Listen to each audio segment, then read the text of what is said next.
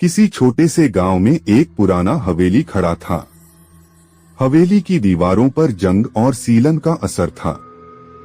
गांव वाले कहते थे कि हवेली में रात के वक्त अजीब अजीब आवाजें आती हैं। कोई भी वहां जाने की हिम्मत नहीं करता था।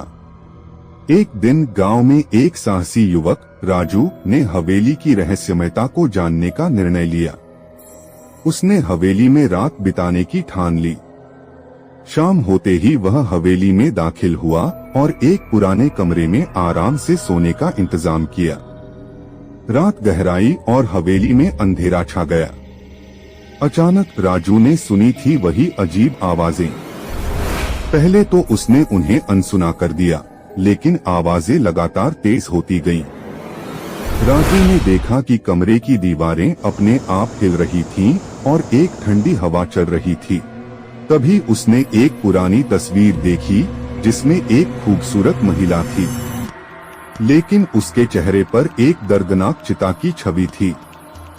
राजू को लगा जैसे वह महिला उसे घूर रही हो। राजू ने हिम्मत जुटाई और आवाज की ओर बढ़ने लगा। वह एक पुरानी चिट्ठी मिली जिसमें लिखा था कि हवेली की मालकिन, जो एक बार बहुत ही अमीर और खूबसूरत थी, अपने पति द्वारा धोखा दिए जाने के बाद दुखी होकर हवेली में आत्महत्या कर ली थी। उसकी आत्मा अब भी हवेली में बसी हुई थी और शांति की तलाश में थी। राजू ने महसूस किया कि हवेली की आत्मा शांति की तलाश में थी। उसने उस रात हवेली के चारों ओर दीपक जलाए और प्रार्थना की।